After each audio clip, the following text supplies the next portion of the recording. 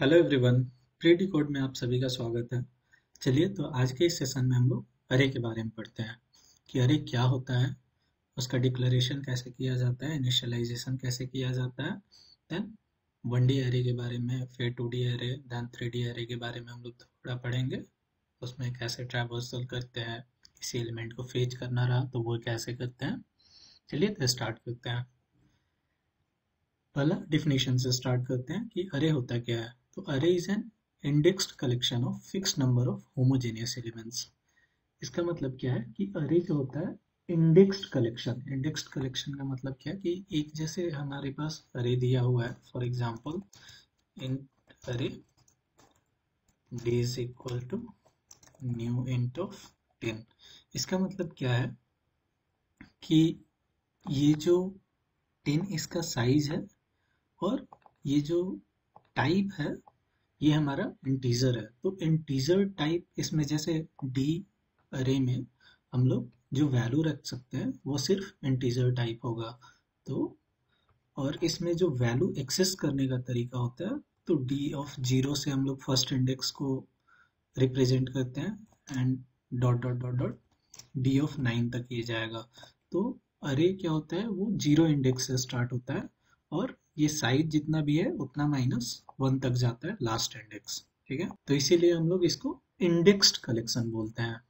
और fixed number का मतलब क्या है कि ये और इसका लेंथ जो है वो फिक्स रहता है। एंड होमोजेनियस एलिमेंट्स का मतलब क्या है कि जैसे ये इंट है तो इसमें हम लोग ऐसा नहीं हो सकता है कि स्ट्रिंग या फिर फ्लोट वैल्यूज डाल दें।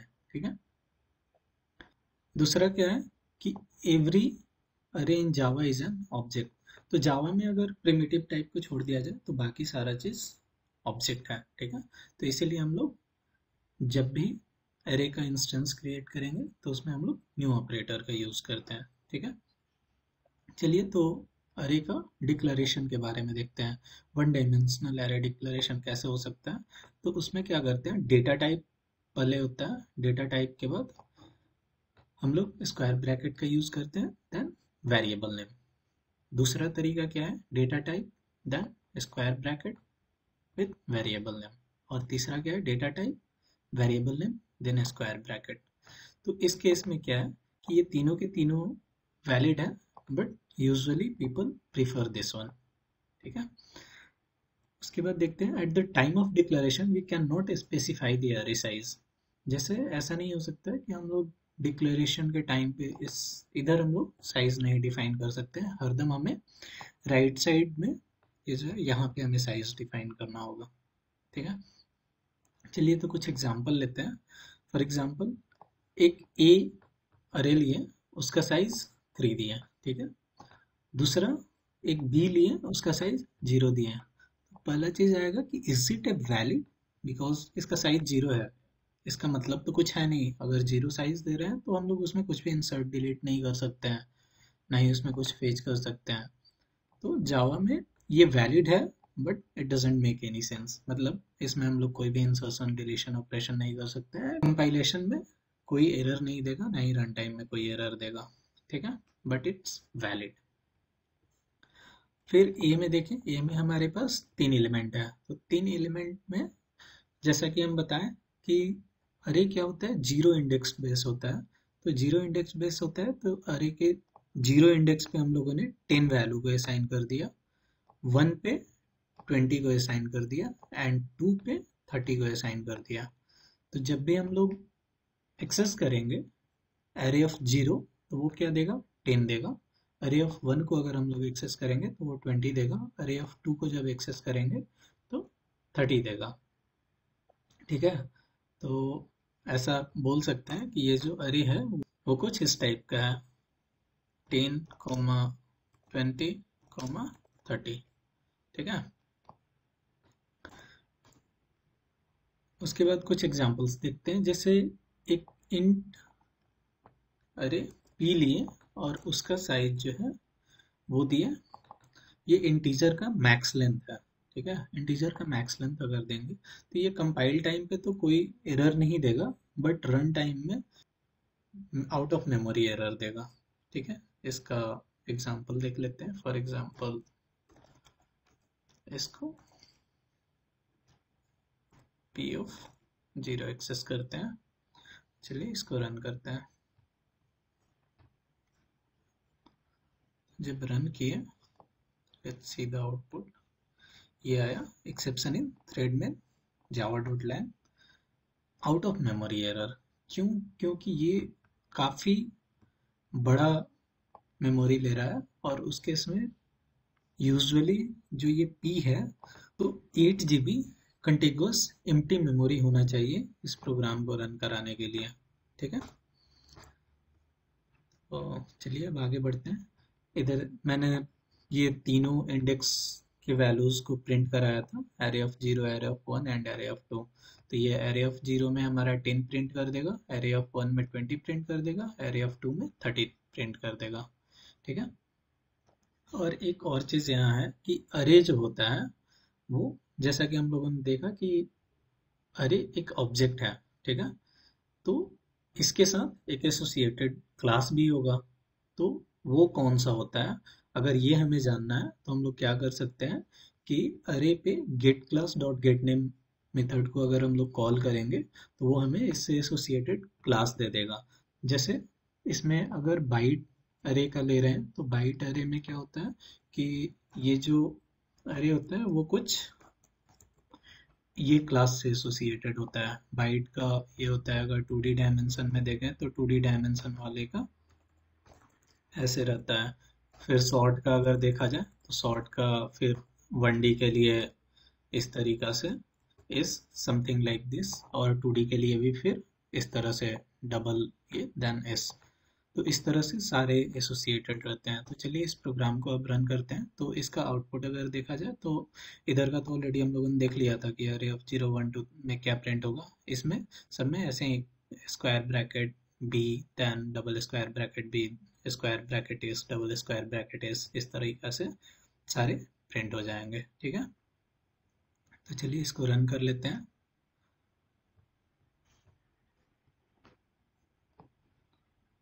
जैसा कि देख सकते हैं कि एरर ऑफ 0 में 10, देन 1 में 20, 2 में 30, फिर error of 1 is associated with ये बाइट अरे वाला है।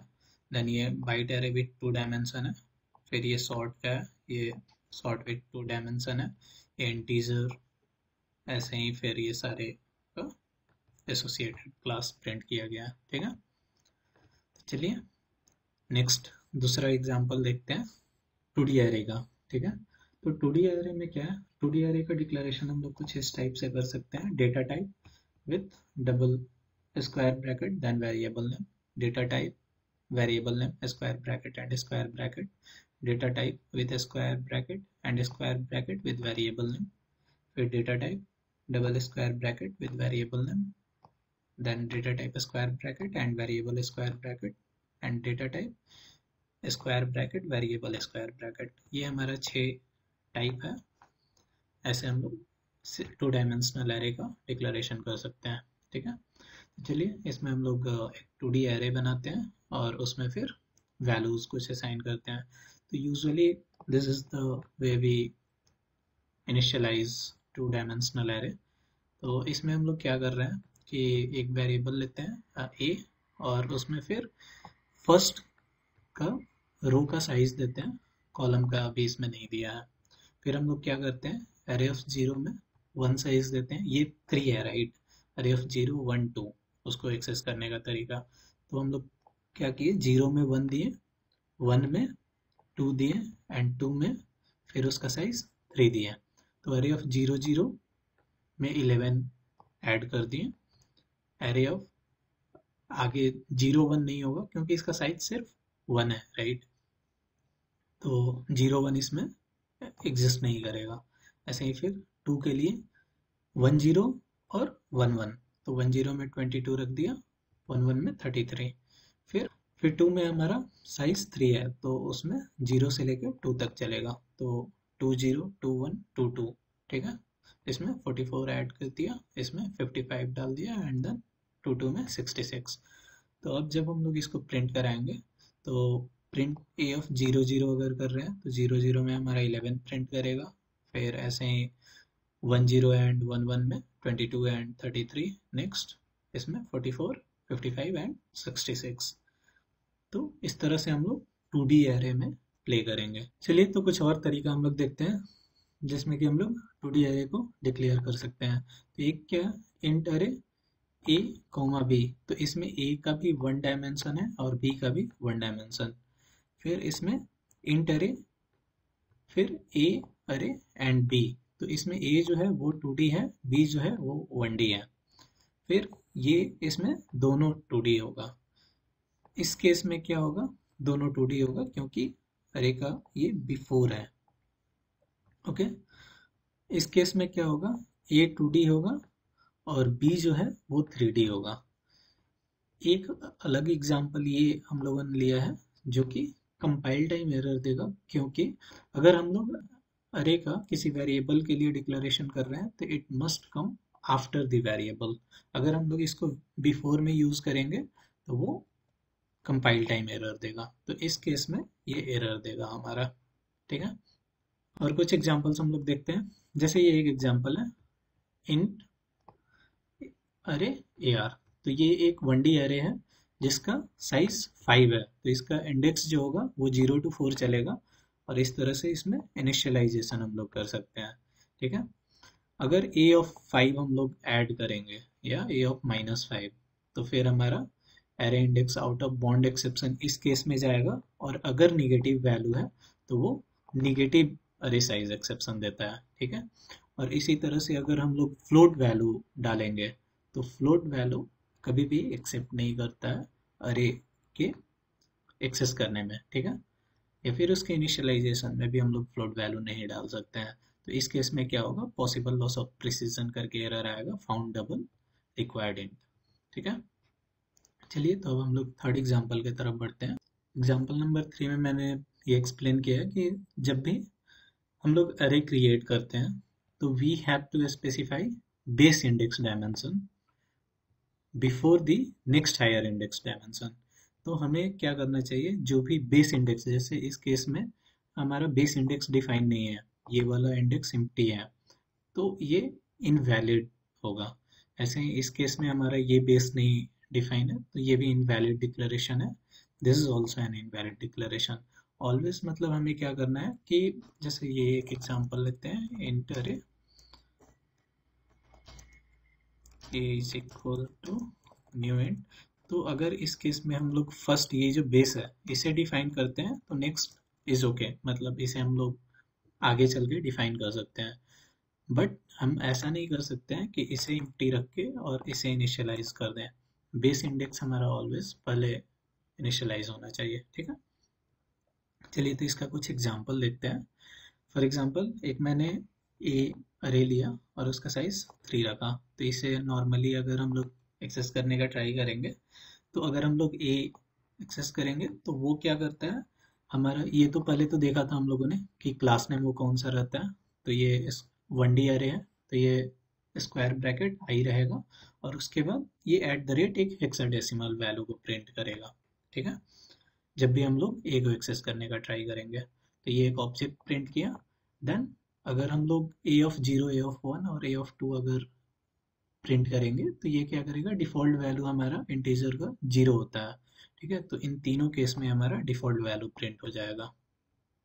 सिमिलरली अगर ये हमारा 2D एरे है और 2D एरे में हम लोग प्रिंट कर रहे हैं अगर बी को, तो वो क्या करेगा, ये class at the rate hexadecimal value, ठीक है, वो प्रिंट करेगा। फिर अगर बी ऑफ 0 हम लोग प्रिंट कर रहे हैं तो वो 1D अरे है, 1D अरे का ऑब्जेक्ट ये प्रिंट करेगा at the rate hexadecimal value. ठीक है, और बी ऑफ 0 अगर है तो वो हमारा डिफ़ॉल्ट वैल्यू प्रिंट करेगा जो कि 0 होगा। ठीक है, इस केस में क्या होगा, ये 2D अरे है बट हमारा इसका साइज नहीं दिया है। अगर इसका साइज नहीं दिया है तो ये क्या रहेगा, नल को रेफर करेगा। ठीक है, तो फॉर एग्जांपल अगर इसमें सी को प्रिंट करेंगे तो सी क्या रहेगा, 2D अरे, और इसका क्लास हो गया at the rate hexadecimal value. But अगर सी ऑफ 0 को प्रिंट करेंगे तो वो नल को रेफर करेगा। ठीक है, और इस केस में अगर हम लोग सी ऑफ 0 को प्रिंट करेंगे तो सी ऑफ 0 हमारा नल को रेफर कर रहा है, तो 0 को अगर हम लोग प्रिंट करेंगे तो वो हमें नल पॉइंटर एक्सेप्शन थ्रो करेगा। ठीक है, चलिए तो पहले इसको रन कर लेते हैं। तो इसको रन करने पे हमारा क्या आ जाएगा, पहले तो इन तीनों का 0 0 0 विथ दिस, फिर बी का पहले 2D का, फिर 1D का, और फिर इसका डिफ़ॉल्ट वैल्यू। सी में भी पहले इसका 2D का प्रिंट किया, then hexadecimal value, C of 0 में नल रहा, और सी ऑफ 0 0 हमने नहीं प्रिंट कराया था क्योंकि वो नल पॉइंटर एक्सेप्शन देगा। चलिए तो उसे भी देख लेते हैं, इसे रन कराते हैं। तो वी कैन सी हेयर कि ये नल पॉइंटर एक्सेप्शन थ्रो किया है। ठीक है, चलिए तो अगले सेशन में हम लोग देखते हैं एरे का initialization, creation in a single line, and फिर traversing of 1D 2D and 3D array. ठीक है, तब तक के लिए बाय बाय। आप लोग कृपया लाइक, शेयर और सब्सक्राइब कीजिए, और अगर कहीं भी नहीं समझ में आया हो तो कमेंट कीजिए। I will try to reply as soon as possible. Thank you, bye bye.